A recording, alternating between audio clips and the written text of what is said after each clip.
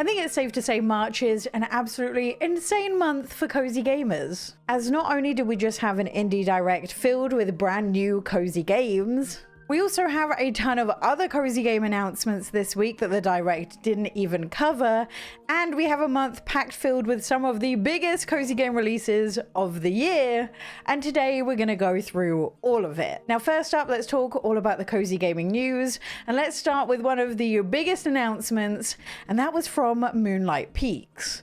As not only did we get the news that this is now releasing on July 7th, but we also got told that this is coming to both the Switch and the Nintendo Switch 2 as well. Now, if you haven't heard of Moonlight Peaks before, then this is a farming sim where you actually get to play as a vampire who lives in a town filled with other fantastical creatures. And alongside farming some really unique vegetables and tending to some animals that I have never seen before, you could also use spells to help you out with your farming and even transform into different creatures. Now, when you're not farming, you can fill your time decorating your farm, exploring the town where we got to see brand new areas in this trailer, and of course, getting to know the locals. Now, even though I am very excited for Moonlight Peaks, I'm going to hold some of my excitement back until we see some Nintendo Switch trailer footage and Nintendo Switch 2 footage. Now, this is being published by Marvelous, who did do Story of Seasons Grand Bazaar, and also Rune Factory Guardians of Azuma, so I do have hope, but it's always better to be cautious before we see some actual footage. Next up, let's talk Stardew Valley. Now, last week was the game's 10th anniversary, and alongside showing us some never before seen early builds of the game, which was really interesting to see, Concerned Ape also revealed who the two new marriage candidates would be coming to the game with the new 1.7 update, revealing that we'd be able to marry both Clint and Sandy. Now, at first, the idea of marrying Clint did repulse me, but I'm actually really interested to see how his story will play out, and I actually think this is where I'm going to start my 1.7 playthrough. That being said, we haven't really had any more information on what is coming with 1.7 or when to expect it, but I can't believe that 10 years after the release of Stardew Valley, we are still getting major updates for free. And if you're someone who lives in Europe and Japan and wondering when the Switch 2 version of Stardew Valley would be available, don't worry, Concerned Ape has said that this will be coming in the next couple of weeks. Now, next up, let's talk about Little Witch in the Woods. Now, if you didn't know, there are actually multiple different versions of indie directs that happen in different regions. And quite often, the Japanese direct will actually contain some games that the English version just doesn't include whatsoever. And it turns out Little Witch in the Woods was one of them, as this will be coming to the Nintendo Switch sometime in summer. And if you haven't heard of this before, then this is a witchy life sim where you get to play as Ellie, an apprentice witch who finds herself stranded in the woods after a series of not very thought out decisions. But she isn't stranded long before she finds out that she's actually not the only person who lives here. And you get to follow her journey as she learns more about being a witch, but also helps the villagers rebuild their local town one spell at a time. And this is one of those games that has a sort of farming sim gameplay loop, but without any of the farming, where you spend your days collecting resources, brewing potions, and making friends. I actually haven't really checked out Little Witch in the Woods since its demo like 3 or 4 years ago, so I'm excited to dive back in and see what they've been up to. The Japanese trailer also showed Whisper of the Houses coming to the Switch as well. And this is a game all about decorating, organizing, and uncovering little stories. And essentially, it's your job to help the townspeople with whatever they may need.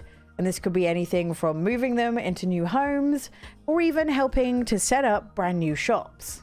And as you help other people, you may unknowingly change the course of their stories and uncover secrets hidden in this little town.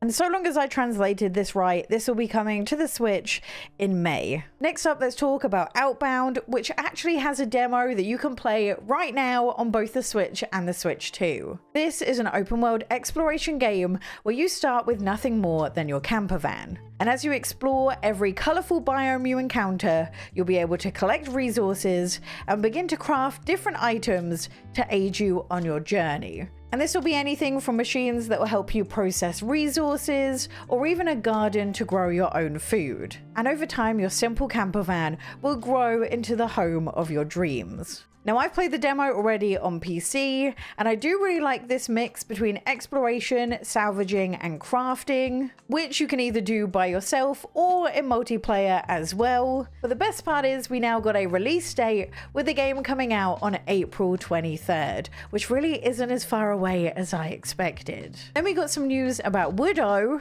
Now, this first caught my eye when I played the demo in Steam Next Fest last year, as it just looked absolutely stunning and was a type of gameplay I hadn't really seen before. But we now got the news that this is coming out in the summer, and it will be releasing on both the Switch and the Switch 2. And to me, this is the true definition of a cozy game. As in this, you'll assemble stunning 3D wooden scenes piece by piece. And the puzzle element is just trying to figure out where each of the pieces fit, with each of the dioramas that you build telling a story. Now, the footage from the Direct itself is actually the Nintendo Switch 2 footage, which does look great, honestly. And it even showed that they're making use of mouse mode as well, which we love to see. I'm just patiently waiting for them to show what this looks like on the Switch. Next up, let's talk about today's shadow drop from the Direct, and that is Blueprints. Now, unfortunately, this is a Nintendo Switch 2 exclusive, but this, to me, was one of the standout games in 2025. And this was even nominated in the Game Awards, as it was just that good. If you haven't heard of Blueprints before, this is a puzzle game truly unlike anything you've played before. The only thing is, it's kind of difficult to describe, mainly because the fun of Blueprints is discovering everything for yourself. But do be warned, this is a game where you're going to need a notebook beside you to write nearly everything you see down, as everything could be a clue. Now, the beginning of the game sees you inherit this huge estate after the death of a family member. But in order for you to claim your inheritance, you'll need to find a secret room called Room 46. The only thing is, this is a manor unlike anything you've seen before, as every day the rooms move. And each time you step through a doorway, you'll be given 3 different rooms to choose from to place there. Now, your goal, at least in the very beginning, is to try and create a path with no dead ends. Because when the day ends, your progress will be completely reset, and the only thing you'll keep is your knowledge. Where this game gets truly fantastic, though, is that this is a puzzle game that tells an absolutely incredible story. And much like the rest of the game, this is a story that you'll have to piece together bit by bit. I personally think this is a game best played with a friend or with your partner, so one of you can write notes while the other one plays the game. But the best way to describe Blueprints to me is that it's truly an experience. So honestly, I can't recommend trying this out enough. We're also getting a Switch 2 version of Tales of the Shire. Now, you already know my opinion on the game as a whole, but one of the biggest negatives about it on the Nintendo Switch was how the game actually looked. And from this trailer, it does seem like the Switch 2 version is at least looking a lot better graphics-wise, and a lot closer to how it looks on the PC. And whilst I am definitely not telling people to go out and buy the game, it is nice that this is a free upgrade for those of you who already have it on the Nintendo Switch. So if you want to give the game a go with some better graphics, then the Switch 2 version is the way to go. Next up, let's talk about Mixtape, because we got the news that this is coming to the Switch 2 on May 7th. Now, I'm going to be completely honest here.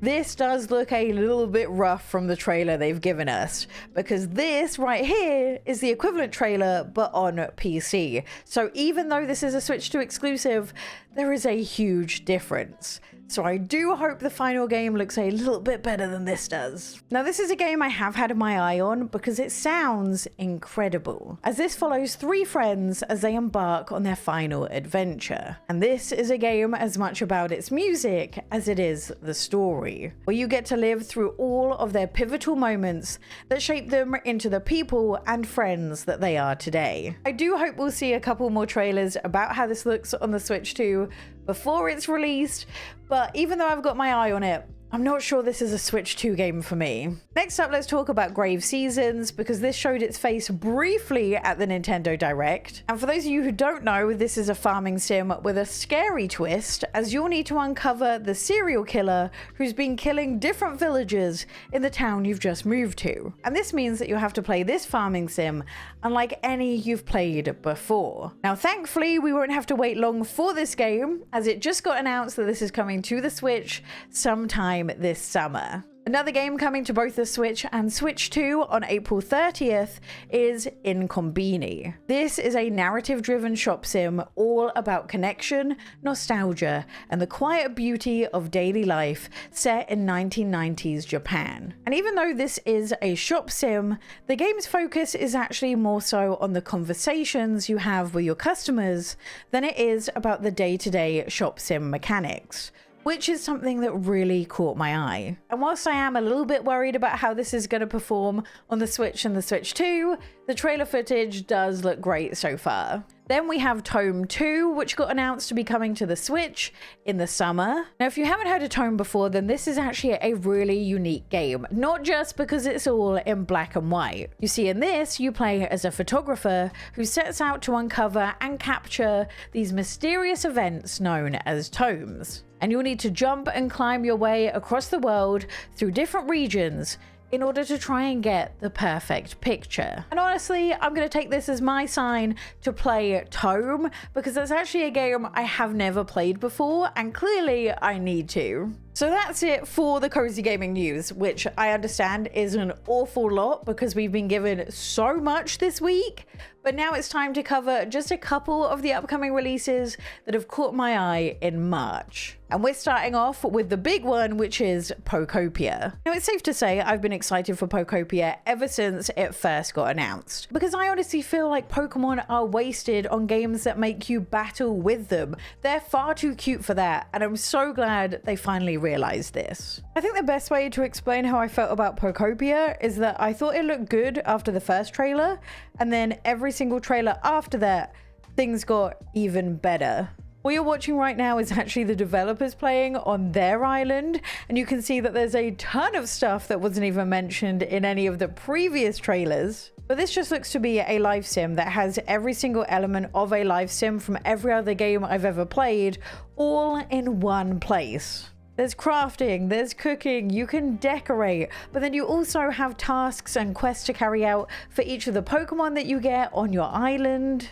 And most importantly, this just seems to look like a lot of fun. But I think by far the thing that has got me the most excited for Pootopia has actually been the reviews, as this is reviewing incredibly high across the board. Now, the crazy part about Pootopia is since the release of the Nintendo Switch, this has really actually been only the second AAA cozy game we've ever had, with the other one being Animal Crossing. And as of right now, this is actually the highest rated Pokemon game of all time, which is absolutely wild. But I'm excited to get my hands on this and stream this later on in the week to try and figure out if this is really delivering on what it promised to be, and if it's worth not only its price tag, but also maybe buying a Nintendo Switch 2 just to play this. As there's really a few things the trailers haven't covered that I'm really interested to see that might be the deciding factor for a lot of people.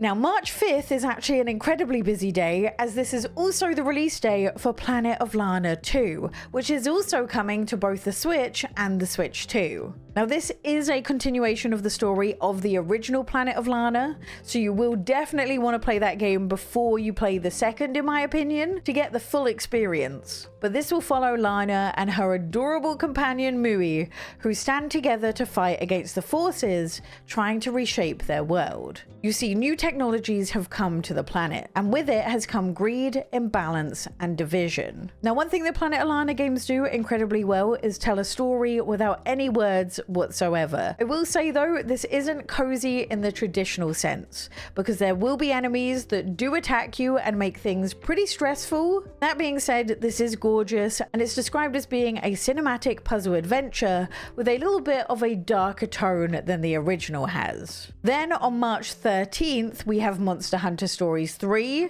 I genuinely don't know if I'll be over Pootopia by the time this releases. So this to me might be a game that I pick up later on and not necessarily on release. But after playing the demo a couple of weeks ago, I will say this looks absolutely gorgeous on the Switch too. And not only does this have fully animated cutscenes, it's also voice acted as well, which Pokemon, can we please take some notes? And don't worry, if you're new to the Monster Hunter Stories franchise, you don't need to have played the previous games to enjoy this one, as they tend to have standalone stories. And this one will involve you becoming a rider in a world that teeters on the verge of destruction. And much like every other Monster Hunter Stories game, it is an RPG with turn-based combat. But I definitely recommend playing the demo the whole way through if you're thinking about getting this. It is a hefty price tag, so you want to be sure before you buy it. And what better way than playing the demo? We also have Collector's Cove releasing on March 12th.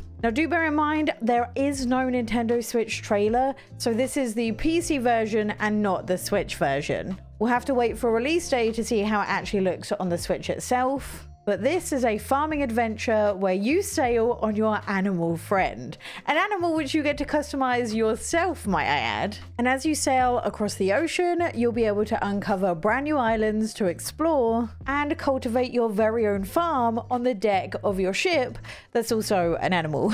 And whilst this does look super cute, I am interested in exactly how much there is to do in this game. And the crazy part is, we have all of these games coming out, and also the knowledge that on the 18th of April, we'll also be getting Tomodachi Life. So cozy gamers are eating incredibly good at the moment. But that's it for everything you need to know in cozy gaming news and new releases for March. If you want to see all the cozy games that I've been playing recently though, click this video here.